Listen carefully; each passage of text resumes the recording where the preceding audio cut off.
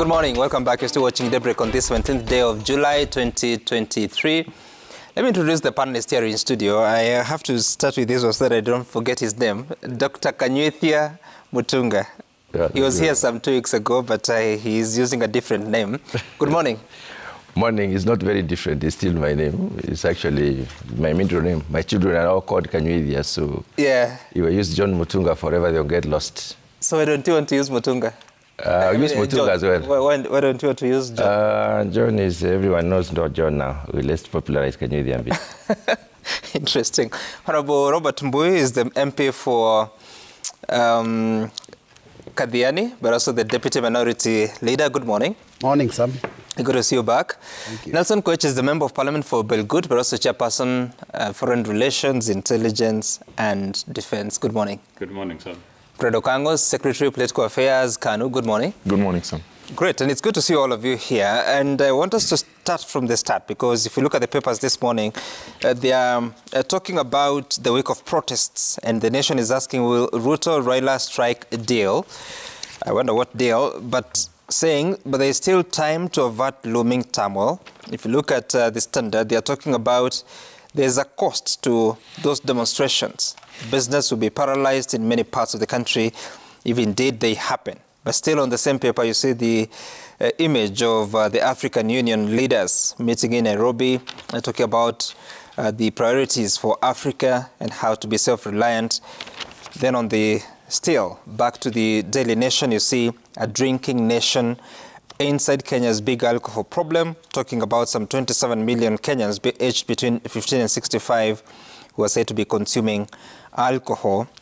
And of course, the introduction age appears to be between 15 and 17. So, so much more happening in the papers. But I want us to focus on what really the future of the country looks like, and especially coming from the point of what you've seen over the weekend, the grandstanding, the government saying, try us, the leadership in Azimio saying it is the right of Kenyans in the Constitution. Honorable Robert Mbui, so the 3-day protests, what exactly is the plan this time? Because previously we've heard of peaceful demonstrations, but the reports we find later on, we don't see a lot of peace. Yeah, thank you, Sam. Sam, I'll begin by saying that, we have demonized demonstrations in this country, particularly from the government side. And the reality is that not only is it a constitutionally allowed provision, and I want to read it again, just for the benefit of doubt of anyone, the Constitution, Article 37 says, every person has the right to peacefully and unarmed assemble, demonstrate, picket, and present petitions to any public authority. So there is nothing really wrong with demonstrations. The only problem is the manner in which our demonstrations are handled, many times by those that are in authority who feel that it's almost an illegality. And also the doublespeak sometimes that we hear from the political leaders. When you listen to the CS Kindiki, one day he says people can go and spend the day and do their demos, and at the end of the day they go home. The next day he says, no, we will not allow the demos. So I think there's a lot of mixed signals, and that's where the problem is. I personally, Sam, condemn in the strongest terms possible the loss of lives, the wanton destruction, the violence and the injuries that people get. I am a victim of political violence in a demonstration. In fact, I was hurt, my car was blocked, I was removed, and I was injured. My leg was broken. Mm-hmm. And up to now, I still have a metal in my leg. That because of being in a vehicle, traveling towards a destination to go and give out a message. So my concern is that we seem to have lost the script. We seem to have, suspended the Constitution. We need to realize that when we talk about demonstrations, it is not always about violence. It is always not about people hurting each other, destroying businesses of others. And I'm an example. Because when we started these demonstrations when we said we are going to devolve demonstrations, in our region, the demonstrations we did were done in my constituency, Kathiani. We did it in Kathiani Market. My party leader was there. We walked around the market and we picketed because we chanted our slogans. Went and had a very big meeting with thousands of our supporters. And we delivered our message. And at the end of the day, we went home. In fact, I can tell you that the people who do business in that market had booming business because the Mama Mboga sold more, the bodabodas carried more people, the people with shops sold more because people were eating, because people from around the region came to my constituency, came to my market. It actually is not a negative thing. But the police were also there, some, and they did their job, which was to just maintain law and order. They had nobody to fight with. They didn't stop us. They didn't attempt to stop us. They didn't fight anyone. Some, I'll tell you, that after we did that very successful demo, the police officers in my area have been threatened that they should not have allowed it to go on. Now, when we in opposition... Threatened by who? They were being threatened by their bosses that they should not have allowed the meeting to go on. Because, so you wonder, when we talk about demonstrations, for us it is an opportunity to ventilate and to let the people know what the issues are and how to address them. But then the police believe that what demonstrations mean is that when people get together, when they assemble, beat them and chase them away and shoot them, kill one or two. We've been threatened and told that on Wednesday, some of us will die, will be buried next Saturday. I mean, it's very, very unfortunate. I condemn violence from even the demonstrators. I condemn violence from the police. And I think we need to go back to our constitution, understand what is right and wrong. And not to forget that for every demo that is done, there is a purpose behind it. And that's what we don't want to lose focus on. Why is it that people are demonstrating? What is the problem that Kenyans are facing? How can these problems be addressed? So that we stop demonizing, blanket condemnation of violence. And then now we've been told that when our people from Azimio who are disgruntled, when they go to demonstrate, the government will also mobilize people to go and attack them. I mean, what kind of nation are we building? We must. Who said that? There was a meeting that was held in State House, and all the Kenya Kwanza leaders, including the defectors of Azimio who were bought and taken to Kenya Kwanza, they had a meeting and they agreed that they will not allow demonstrations. Now, how can you say you are not going to allow demonstrations when it's a constitutional provision? So they will not allow, and they have told, go and counter those demonstrations. In essence, if I have demonstrations, there are demonstrations in Kathiani, somebody will be sent to bring people, pay people, buy people, and tell them to go and beat up or attack those ones that are demonstrating. If anything, it will just become more massive. That is the real issue. If there is demonstrations and you bring in more people, hired goons to go and interfere, then it will be more chaotic. There will be more bloodbath. Where are we taking the country? Please refer me to why you're citing Kenya Kwanza as instructing their Kenya Kwanza had leaders a meeting. To go and... They had a meeting at State House, and even their leaders, immediately after, the leader of majority, I think, in Senate, they said that they will protect.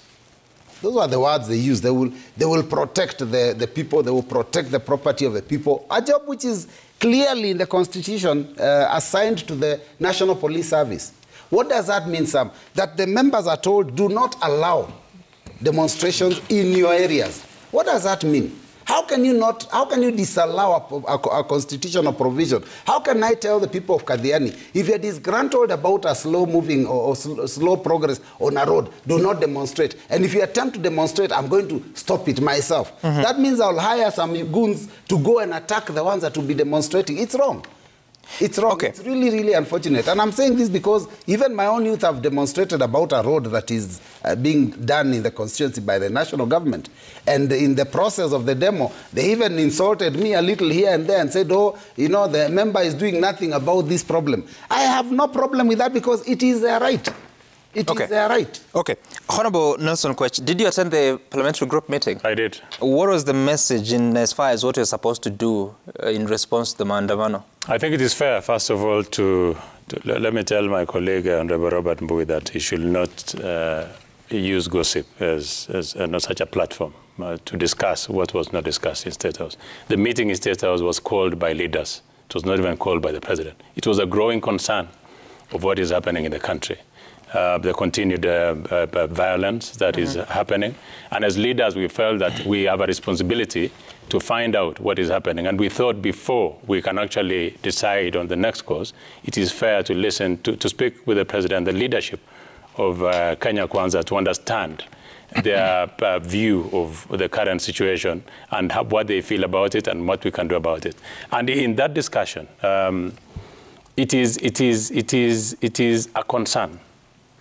In fact, the question will be that we asked each other, what is the protest about? Which I will want to pose to Okanga and Robert Mbui, because it's been a moving target from how it started and where it is now. Does anyone still know why there's a protest in the country? And number two, like he said, I want to quote, peaceful and unarmed. The demonstrations that we've seen at the protests, the Maandamanos, have been extremely violent. People have been armed.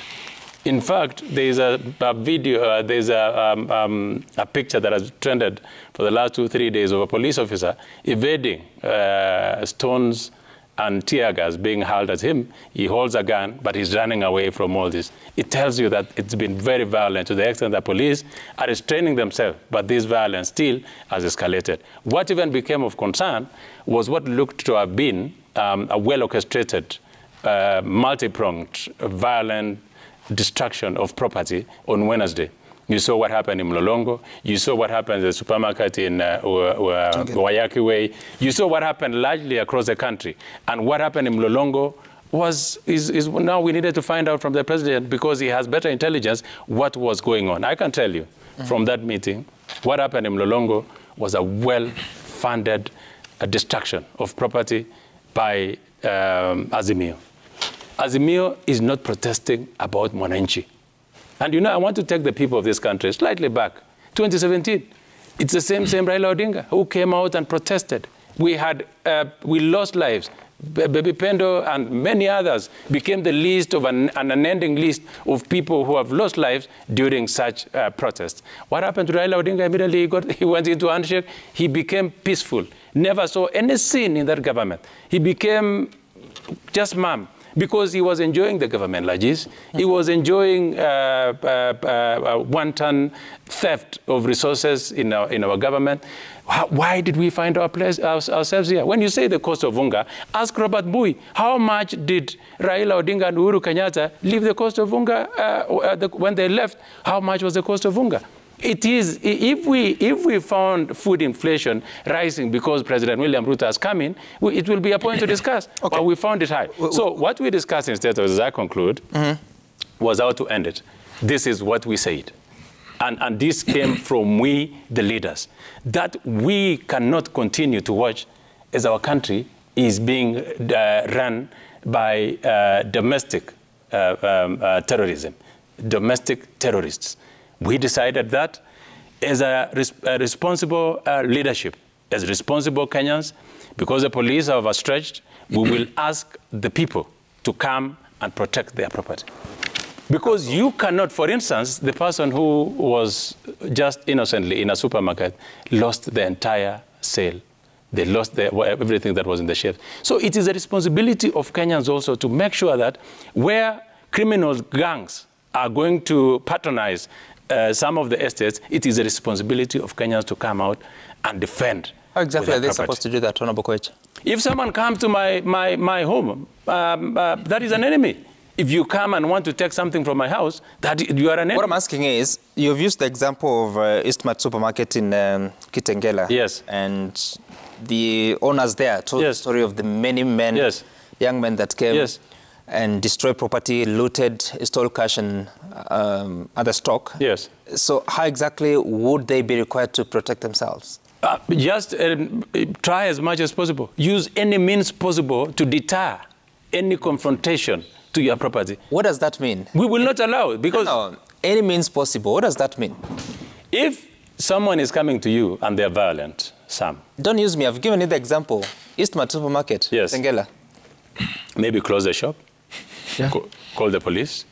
They had closed, and if you are 10 of you, and you don't, I saw a team yesterday from Kitengela saying we will not allow demonstrations this Wednesday. No. If there are 10 of you, there is business. I am asking you what the leadership, the Kenya Kwanza parliamentary group, We never, I mean, it was not there was a communication that was sent out to the media, okay, of condemning violence. Have what you're saying. Yeah, that's what I'm saying. All I'm saying is that from Wednesday then, if we find that these people will continue to harass citizens of this country, to terrorize citizens of this country, it is the responsibility of every citizen to deter such provocation. Those citizens will be ready on Wednesday.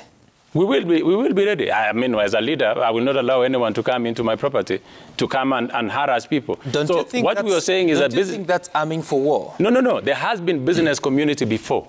Business community that protect their property. I saw, for instance, in Nairobi CBD, there were hawkers when there were demonstrations last week that came out to say, the police, please protect this section. We will also help you to protect. Because what is coming out is that these are thugs. These are not protests. Okay. These are criminals who are hiding in the name of protest to rain violence on innocent people and to destroy property. When someone destroys property, there have to be a way that you can protect yourself as a citizen. Fred, does anyone really even remember what the intention of these demonstrations was? Sam, thank you so much. First of all, I'm a bit pained this morning because I've listened to my good friend, Honorable Koech, speak. And maybe he has not stepped inside a morgue and looked at bodies lying there that were shot. On Friday, I accompanied Honorable Kalonzo Musyoka, Martha Karua, and other Azimio leaders to just check around from Mlolongo all the way to Machakos, the deaths that were caused as a result of confrontation between the police and some of the demonstrators. There are people lying in hospitals with bullet wounds. There are people dead and they're in the morgues with bullet wounds. It's unfortunate that that had to happen. But some again, demonstration is a Bill of Rights. It's a provision in the Bill of Rights. And you know, Bill of Rights is an integral part of Kenya democratic state. And it's a fundamental framework for the socio-economic and cultural policies in this country. That Bill of Rights applies to the police, applies to Nelson Koech, sitting next to me here, and applies to Okango and all other people out there. And we must respect that. They are speaking in a manner to suggest that they want to limit it. I agree. You can limit it by law to an extent that is reasonable and justifiable. What is the justification that they are giving to limit it? They are giving the justification that there are protests that are becoming violent. Now, why are people going out to demonstrate? Because you have asked me, do they still remember why they go out? If you look at the nature of protests that we have today, it's not about Raila Odinga. It's not about Azimio. These are Kenyans. In fact, last Wednesday when you saw that, you saw Matatu owners, you saw young people, you saw Azimio. It was a mix of everyone who feels strangled in one way or another. They're frustrated in one way or another. And that's why I want to remind my good friend Nelson Koech and others that these demonstrations, there are reasons and they're varied. And they should listen to the people. I know there are criminal elements that take advantage of peaceful demos and then they go and destroy property, loot. That one should not be allowed. Our leader, our coalition party leader, Raila Odinga, has always said, we abhor violence. We don't want violence. We should not even engage in any form of violence as a coalition, as a people. The police should not. Nelson Koech and team should not even think of trying to mobilize others to counter demos. Instead, we should look for a way of resolving these issues. Because if... Fred, did you see any peaceful demonstrations on Wednesday? Pardon? Did you see any peaceful demonstrations? There were peaceful demonstrations Where? In some parts. Mombasa, you saw. Until such a time, the public got provoked. And you know, Sam, these demos start peacefully. You see people walking, then all of a sudden, you see a tear gas, then people start. When you throw tear gas, and then criminals come and join into a procession that was peaceful, you would not know who is who. So that's, what I'm saying that's is, Mombasa. In Nairobi? in Nairobi, there were peaceful and there were also violent demos. And that's why we are condemning any form of violence demo. We are condemning any criminal gang that is joining a peaceful demo to cause mayhem. We don't want that as Azimio. So what we want, we want a peaceful demonstration. What chance do you see of peaceful demonstrations on Wednesday? Some, I am a bit worried because I've listened to self-admission by Honorable Koech. But remember, one of his colleagues posted the other time that they will go to Nairobi, Kiambu, Nakuru, Mombasa, Muthaiga, Transmara, and he will be accompanied by 2,848 people who will also demonstrate. They haven't given a number. It was posted in his Twitter handle. Who's that? What worries me... Who is that? Who's that? Look at Itumbi's... Look at Itumbi's Twitter handle. It is there. No, Fred, please answer the question. You have asked me if we expect peaceful demos. When I see such posts, I am worried that we don't expect, because this is a group that has organized itself and saying we are going with a specific number to such a place where you will be. I am worried again because I've seen some people post things that insinuate there will be violence. And I want to ask them, let us not sell what is called fear, because this is now fear-mongering, scare-mongering, war-mongering, and the use of propaganda machinery to tell people not to come out because their voices are now shut. In my view, I see a situation where, as a country, we are going the wrong direction. Because the issues that we have raised are genuine issues. We raise the issue of cost of living. Everyone has a right to demonstrate by raising these issues. We raise the issue of multi-party democracy. We raise the issue of electoral reforms. We raise the issues of, unity. What we are seeing today, those issues that we have raised that are fundamental are being put aside, and now we are going into war. Look at Sondu. Ethnic violence that we witnessed and we saw. If we continue like this, we are losing this country. Raila Amolo Odinga is a leader. William Ruto is a leader, and we respect him. We want to see some sense in our leadership. We want to see some sense in the police. We want to see some sense in the public, because the issues we are demonstrating about are genuine issues that everyone agrees with. Honorable Koech will tell you, his people today are also crying of cost of living. But why is it that a section of the public have come out to raise concerns, and those concerns are not being listened to? He will tell you that today in his constituency, maybe he's struggling with other few people who do not have school fees, trying to look for bursary. They are raising concerns. Honorable Koech and team, please listen to the public and listen to them carefully and address those issues of concern. Okay. We don't want violence. We don't want war. We abhor war as Azimio. We don't want it. I hear you, Fred. Dr. Mutunga, so tell me about, because Honorable Koech here talks about what the concession was at the parliamentary group meeting. First of all, were you in attendance?